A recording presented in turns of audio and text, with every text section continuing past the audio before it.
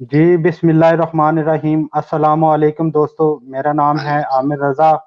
और आज हम जिस मौजू पर बात करने वाले हैं वो इटालियन एमिग्रेशन के मुतल्लक है। बहुत सारे दोस्तों की फरमाइश थी, उनके सवालात थे जो कि जवाब देना बहुत ज़रूरी हो गया था। तो इसलिए मैंने सोचा कि इस पर एक मुकम्मल प्रोग्राम करते हैं। आज हम जिस मौजू पर बात करेंगे वो है खुद कितना चाहिए इस एमिग्रेशन में, चाहे वो बदानते के कॉन्ट्रैक्ट हों या एग्रीकल्चर के कॉन्ट्रैक्ट हों। तो इस मौजू पर बात करने के लिए हमने आज दावत दी है हसनात महमूद साहब को, जो कि एक्सपर्ट हैं इन कवानीन के मतलब। तो आप हसनात भाई अपना तारुफ करवाएं आवाम को, ताकि आवाम को पता चल सके, क्योंकि हमारी ऑडियंस ने शायद आपको पहले नहीं देखा। तो हम चाहते हैं कि एक प्रॉपर जो तारुफ है वो आप करवा दें। जी हसनात भाई। जी जी भाई, अस्सलाम वालेकुम। अपना तारुफ खुद करवाना तो अक्सर वो थोड़ा सा अजीब भी लगता है और मुश्किल भी लगता है, जी मगर मैं आपने पूछा है तो बता देता हूँ। जी, मेरा नाम हसनात महमूद है और मैं एज अ इमिग्रेशन कंसल्टेंट और ट्रांसलेटर के काम कर रहा हूँ तकरीबन पाँच पाँच साल से, ऑफिशियली जिसको आप कह सकते हैं, मगर उससे पहले भी वक्तन फवक्तन करता रहा हूँ। मैं ट्रिब्यूनल दी मोन्जा जो है उसमें एज जी। अ ट्रांसलेटर रजिस्टर्ड हूँ, लाइसेंस होल्डर हूँ। माशाल्लाह। और कोमो में कामरा दी कोमेर्चो जो होता है उसमें भी मैं एज अ ट्रांसलेटर और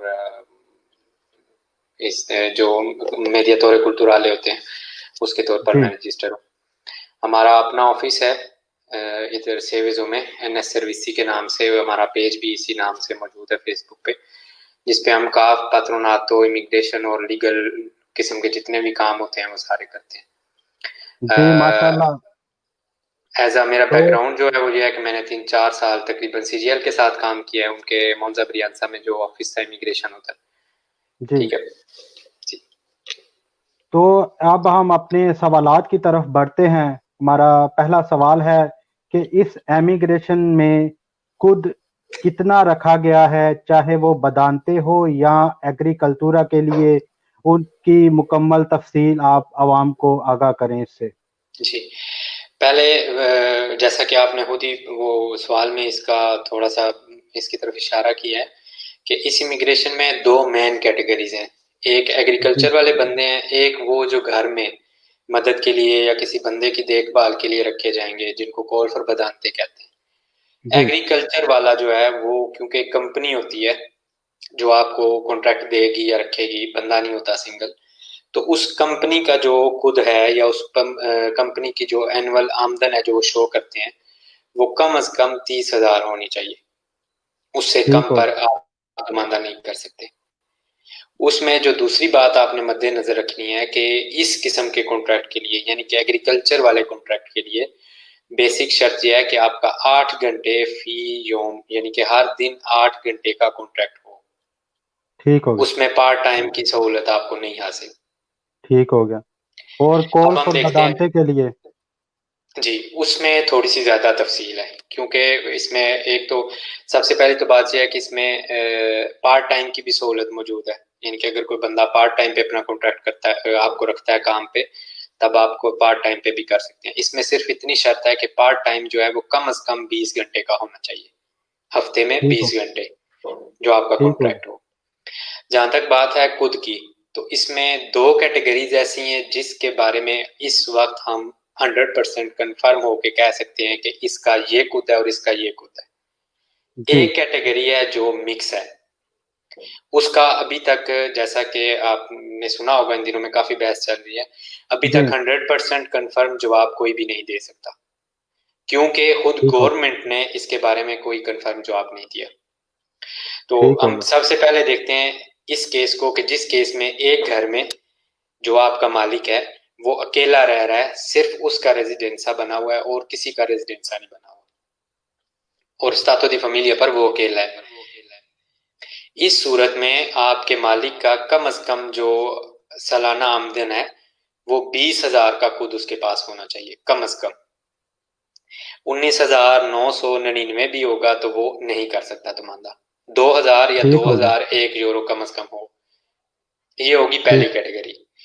अब आते हैं दूसरी कैटेगरी। दूसरी कैटेगरी ये है कि एक बंदा अकेला 20,000 यूरो पूरा नहीं कर पा रहा और उसके साथ कोई और बंदे स्तातो दी फैमिलिया में रह रहे हैं, जो उसके रिश्तेदार भी हो सकते हैं और रिश्तेदार नहीं भी हो सकते, मगर उसके साथ उसके घर में उनके रेजिडेंस बने हुए हैं।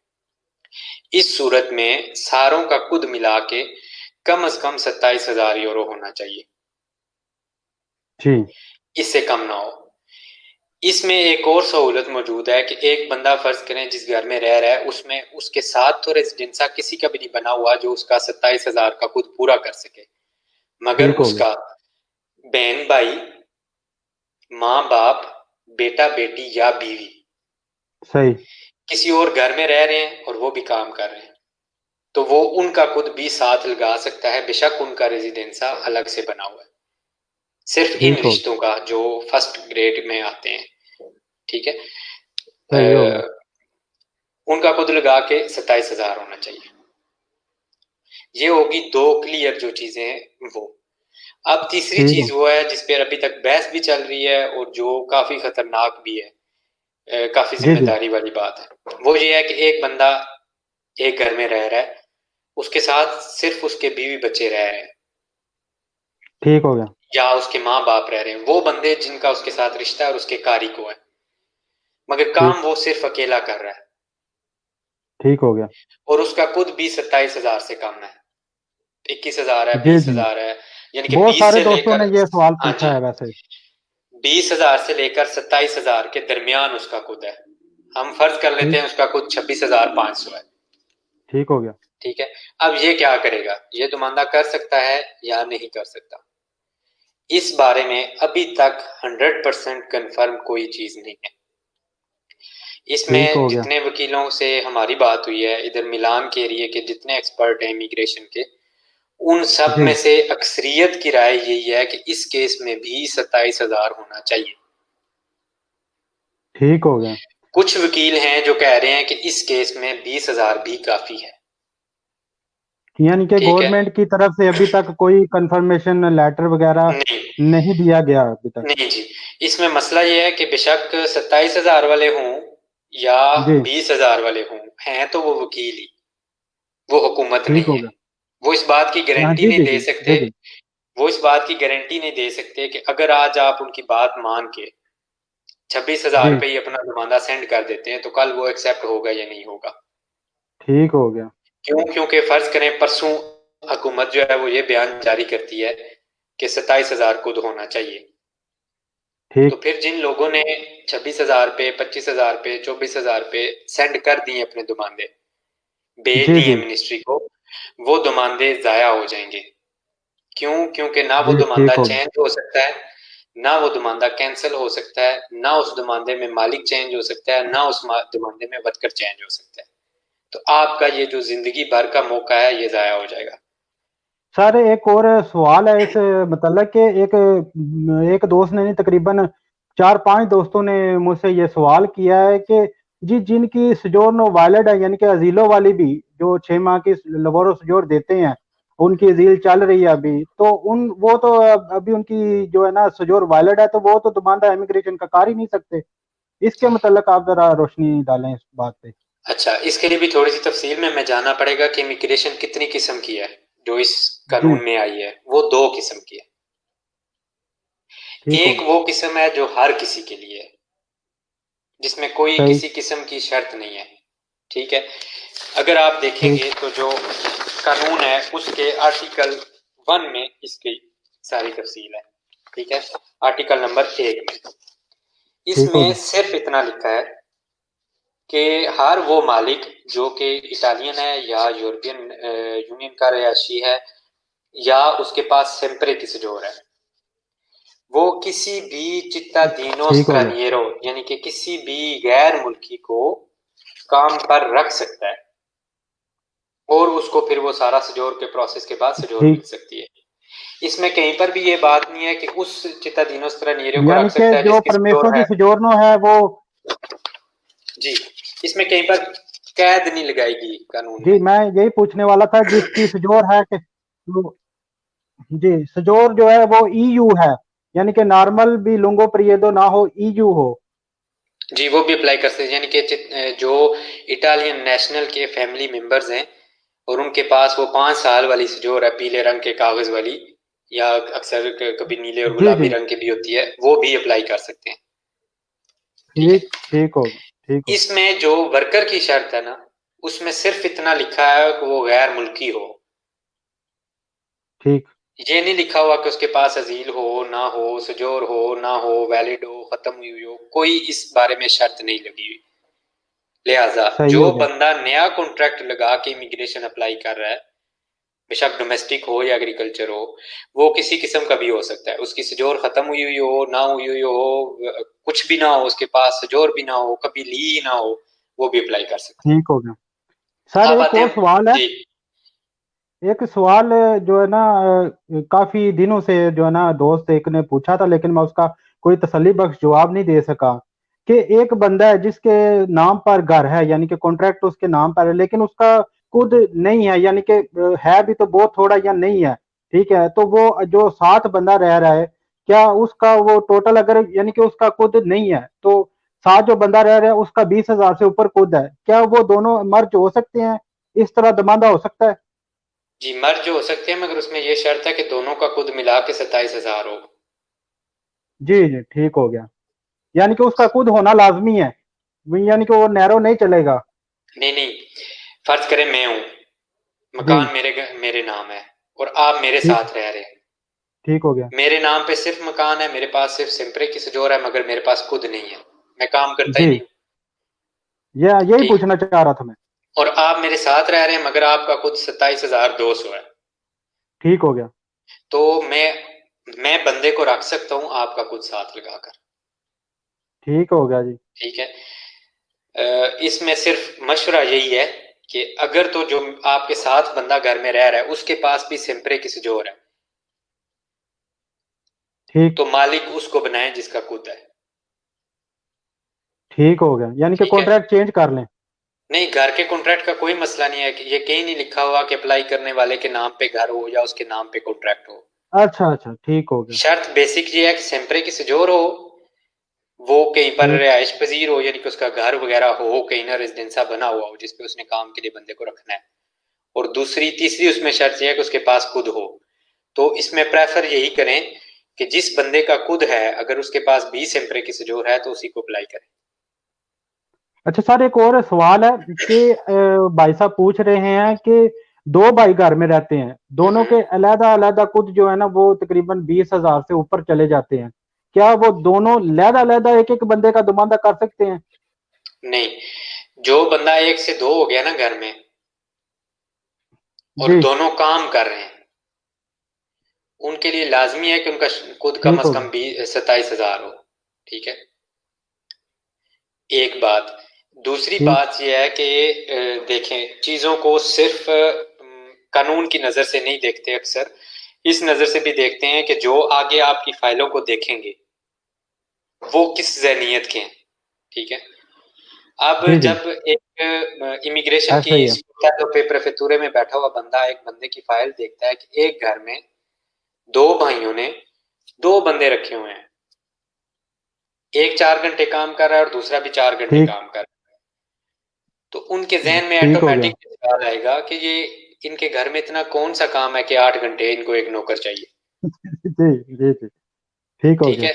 थोड़ी सी चीजों को बिल्कुल इसमें ये खतरा होता है कि वो अगर कंट्रोल करें, अगर चेक करें और आगे से बंदा ना मिले तो दोनों के डॉक्यूमेंट्स रिजेक्ट हो जाए। ठीक हो गया। इसमें खास दरख्वास्त जो है वो मालिकों से है कि अगर आपके पास ज्यादा खुद भी है तो बेहतर यही है कि आप एक ही बंदे को डॉक्यूमेंट्स लेके दें। ठीक हो गया। ठीक है।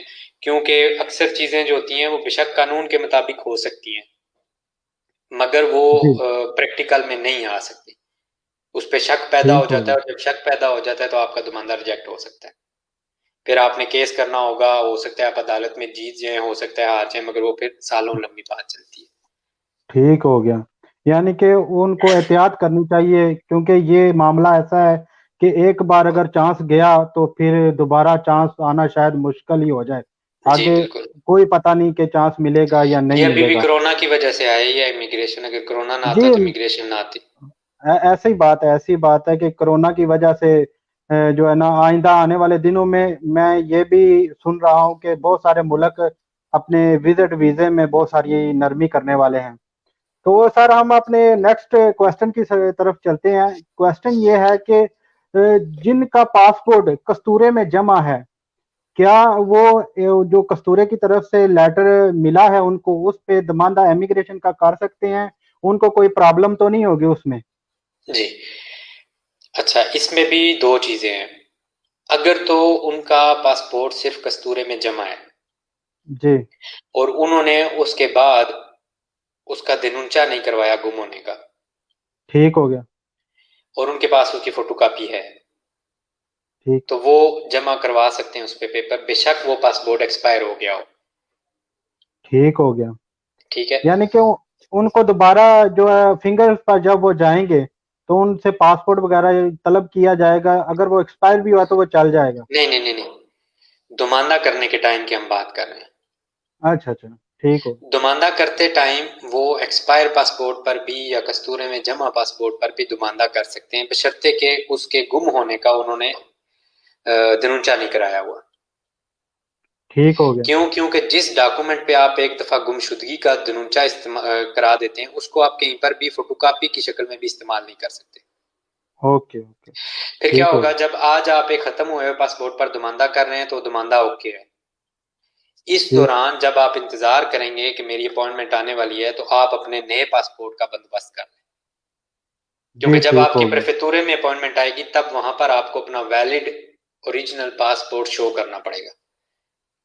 ठीक हो गया। ठीक है, ये होगी एक चीज। अब जिस बंदे का पासपोर्ट जमा है और है भी वैलिड, वो क्या सही। करे? उसके पास दो ऑप्शन है, दुमानदा कर दे, या तो फिर अपनी कॉन्सुलेट से दोबारा पासपोर्ट नया बनवा ले, ठीक। या फिर वो जब उसकी अपॉइंटमेंट आएगी और एक लेटर आएगा तो वो लेटर लेके कस्तूरे में जाए और कस्तूरे वालों को कहे, देखें जी मेरी अपॉइंटमेंट आई हुई है और मुझे पासपोर्ट चाहिए, सही। तो वो आपको वापस मिल जाएगा। ठीक हो गया। इमिग्रेशन अप्लाई करने से पहले कस्तूरे में ना जाएं पासपोर्ट लेने के लिए, ठीक क्योंकि वो हो गया। आपको फौरी दिविया दे सकते हैं और डिपोर्ट भी कर सकते हैं। अच्छा सर, एक एक और क्वेश्चन है कि एक सर सर पूछ रहे हैं कि उनका बच्चा जो है हैंडीकैप है, तो उनको अगर कोई मुलाजिम रखना है तो उनको भी खुद की जरूरत पड़ेगी कि नहीं?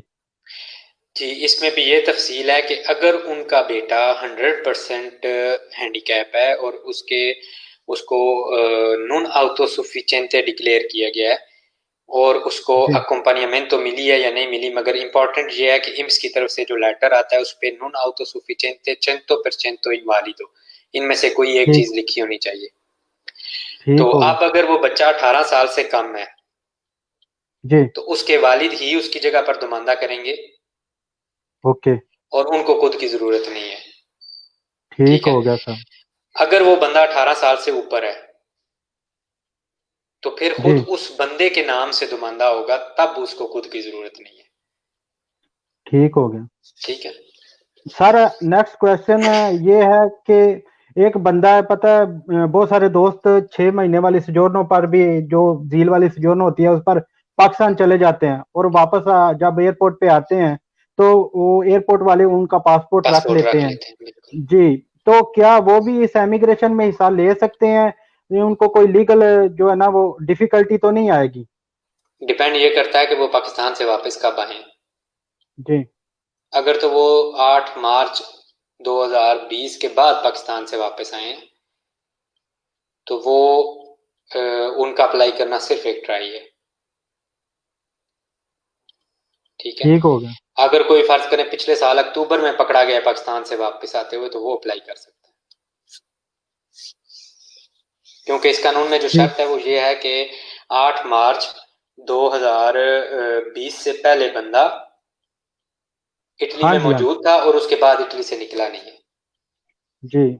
यानी कि जो 8 मार्च से पहले पाकिस्तान से होकर वापस आ चुके हैं तो वो वो अप्लाई अप्लाई कर कर सकते हैं? सकते, वो कर सकता है। ठीक ठीक ठीक हो गया सर। तो नेक्स्ट क्वेश्चन है कि फैमिली वाले बंदे का, को जी इसका जवाब तो हम पहले दे चुके हैं कि वो इंतजार करें। अभी तक क्लियर नहीं है। हाँ, मैं तो यहाँ पर सर एक और वो बात ये कहना चाहूंगा कि जो हम कह रहे हैं कि इंतजार करें, उसमें ना हमारा, ना वकीलों का, ना किसी और का कोई फायदा या जाती नुकसान है, ठीक है। बल्कि अगर आप ऑफिस की नजर से देखें, तो मैं जब एक बंदे को ये कह के वापस भेज देता हूँ कि आप अभी इंतजार करें, तो जी, मैं अपनी फीस जाया कर रहा हूँ, ऐसी बात है। ठीक है। मगर क्योंकि ईमानदारी का तकाजा यह है कि जब तक कोई चीज कंफर्म नहीं है, तो मैं उस बंदे के डॉक्यूमेंट्स को अपनी थोड़ी सी फीस के लिए जाया ना करूं।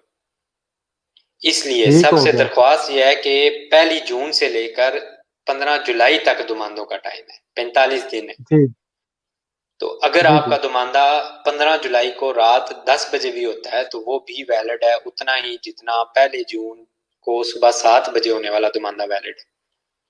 तो ठीक आप हो दो गया। चार दिन वेट कर लें, हो सकता है, बल्कि यकीनी है कि इसके बारे में हाँ या ना कोई जवाब जरूर आ जाएगा। सर नेक्स्ट क्वेश्चन एक भाई की तरफ से आ रहा है कि यानी कि उनका भाई फैक्ट्री में काम करता है, तो यानी कि अगर तो वो किसी और जगह पे कॉन्ट्रैक्ट साथ करवा सकता है वेदांते का, तो ये इमिग्रेशन में हिस्सा ले सकता है। जी, इसमें भी ये है कि कोई भी बंदा जो है, वो हफ्ते में ज्यादा से ज्यादा 48 घंटे लीगल काम कर सकता है, ठीक। ठीक है। अगर उनके भाई का 8 घंटे का रोजाना का कॉन्ट्रैक्ट हुआ हुआ है, तो वो उस कॉन्ट्रैक्ट के चलते चलते दूसरा कॉन्ट्रैक्ट नहीं कर सकते, ठीक है। ठीक हो। लिहाजा उनको या तो वो कॉन्ट्रैक्ट कटाना पड़ेगा, जी, या फिर उस कॉन्ट्रैक्ट को वो 8 से 4 घंटे का करवा लें और 4 घंटे का साथ डोमेस्टिक वाला कर लें। इसके जी। अलावा और कोई ऑप्शन नहीं है। तो सर इसका जो है ना, बहुत सारे दोस्तों ने पूछा है कि इस इमिग्रेशन का प्रोसेस क्या होगा, यानी कि फाइल बनने के बाद क्या क्या होता है, वो जरा अगर आप तफसील से बता दे दोस्तों जी को तो मेहरबानी होगी। जी, इसमें एक तो ये है कि आपने पहले, यानी कि दुमानदा इंटर करने से पहले कोई कॉन्ट्रैक्ट नहीं करना, ठीक। कोई डोमेस्टिक कॉन्ट्रैक्ट नहीं, कोई कुछ नहीं। क्योंकि जब इमिग्रेशन अप्लाई होती है आपकी, तो जब भी 2012 में हुई है या जब भी अभी भी जो प्रोसीजर आया है, उस प्रोसीजर के अंदर, उस एप्लीकेशन के अंदर ही आपका कॉन्ट्रैक्ट होता है। ठीक। अगर किसी ने अलग से कॉन्ट्रैक्ट किया हुआ तो उसको कटाना पड़ेगा और नया मालिक ढूंढना पड़ेगा, ठीक, यानी कि जब वो दुमानदा ठीक है। इमिग्रेशन का करेंगे तो तभी कॉन्ट्रैक्ट उधर ही हो जाएगा। जी, वो उसी उसका वो एप्लीकेशन में फिल कॉन्ट्रैक्ट करेगा। होता है, हाँ जी, वो उसी फिल करेगा एप्लीकेशन कि में कितने कॉन्ट्रैक्ट घंटे के होता लिए है, रखना हो। बिल्कुल बिल्कुल। ठीक फिर हो गया। इसका प्रोसेस ये है कि आपका दुमानदा हो गया, आपको रजूता मिल गया, उसके बाद आपने वेट करना है। प्रेफेक्टूरे वालों के पास 6 महीने का टाइम है, ये जो कानून में लिखा है। अब आगे 6 लगते हैं, 8 लगते हैं, 2 लगते हैं, ये अलग बात है। उनके पास 6 महीने का टाइम है, उसके अंदर वो आपकी फाइल को देखेंगे, प्रोसेस करेंगे, फिर वो मालिक को और वर्कर को दोनों को एक अपॉइंटमेंट देंगे, जिसपे उनको प्रेफेक्टूरे में जाना होगा। ठीक हो उस गया। पे दोनों साइन करेंगे, आपको प्रॉपर एक कॉन्ट्रैक्ट मिलेगा, और कॉन्ट्रैक्ट मिलने के बाद आपको किट भी साथ ही वो एक दे देंगे, जिस तरह सोजोर्नो की किट होती है। वो किट आपने पोस्ते के जरिए कस्तूरे में भेज देनी है, और फिर आपके फिंगर होंगे, और फिर उसके बाद आपको सुजोर मिलेगी। सुजोर मिलने के बाद आपका कॉन्ट्रैक्ट काटा जाएगा। ठीक हो गया, यानी कि फिंगर के बाद भी कॉन्ट्रैक्ट खत्म नहीं कर सकते, कम से कम सजोर का वेट करना जो है ना वो लाजमी होगा। बेहतर यही है कि आपने जहां फर्ज करें 8 महीने वेट किया, वहां 2 महीने और कर लें। ठीक हो गया। तो सर जो बंदा 6 घंटे काम करता है किसी और जगह पे, क्या वो भी एक्स्ट्रा 4 घंटे अगर काम बदांते का करवा दे तो ये भी चल जाएगा कि 4 4 घंटे का ही पार्टीशन होगी इसमें। नहीं, 6 घंटे वाला तो नहीं कर सकता, क्योंकि 6 को अगर आप 6 छः जमा 4 हो गए 10, जी। और 10 को अगर आप 6 से ज़रब दें तो 60 घंटे हफ्ते के बन जाते हैं, क्योंकि एक दिन ठीक आपने हो छुट्टी गया। करनी है, ठीक है। ठीक हो गया। तो इसमें आपने ज़्यादा से ज़्यादा इस तरह कॉन्ट्रैक्ट को मैनेज करना है दोनों को, कि आपके 48 घंटे का आपका कॉन्ट्रैक्ट हो, ठीक है, दोनों कॉन्ट्रैक्ट मिला के। तो इसमें बेस्ट ऑप्शन ये है कि आप पहले 4 घंटे का एक कॉन्ट्रैक्ट अगर चल रहा है, तो साथ 5 घंटे का और कर लें, ठीक है। और अगर आपका कॉन्ट्रैक्ट जो है वो क्या कहते हैं उसको, 6 घंटे का चल रहा है, तो आप उसको कम से कम 5 घंटे पे ले आएं और साथ फिर 4 घंटे का कर लें। मगर इसमें सबसे बेस्ट जो ऑप्शन है वो ये है कि आप एक कॉन्ट्रैक्ट जो है 5 घंटे का चलने दें और दूसरा कॉन्ट्रैक्ट जो है वो 4 घंटे का आप कर लें। ठीक है। अच्छा सर, एक दोस्त ने सवाल किया है कि उनके पास 6 माह की सोजोर्नो है और उनको जील कराए हुए भी तकरीबन 4-5 साल हो चुके हैं, वो जील के प्रोसेस में ही है। ठीक है, तो अभी उनका कमीशन हो गया है, तो वो जवाब का वेट कर रहे हैं। क्या वो भी इस इमिग्रेशन में अप्लाई कर सकते हैं? जी अप्लाई कर सकते हैं, बल्कि उनको अगर मुमकिन हो तो करना चाहिए, अपॉर्चुनिटी ज़ाया ना करें, क्योंकि कमीशन का रिजल्ट क्या आएगा ये कोई नहीं बता सकता। जी और जी जी, आजकल के ठीक जैसे हो गया। हालात चल रहे हैं 99% कमीशन रिजेक्ट हो रहे हैं। ठीक हो गया। तो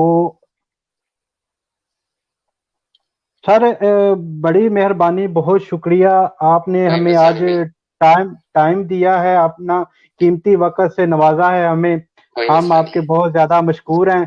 तो दोस्तों, इसके साथ ही हम अपने प्रोग्राम को कंक्लूजन की तरफ लेकर चलते हैं और दुआ करते हैं कि अल्लाह आप सबका हामी और नासिर हो, और ये भी दुआ करते हैं कि इस कानून में गवर्नमेंट कोई और नरमियाँ किसी और के लिए मौके पैदा करे। इसके साथ ही हमें इजाज़त दीजिए। अल्लाह आप सबका हामी और नासिर हो। अल्लाह हाफ़िज़।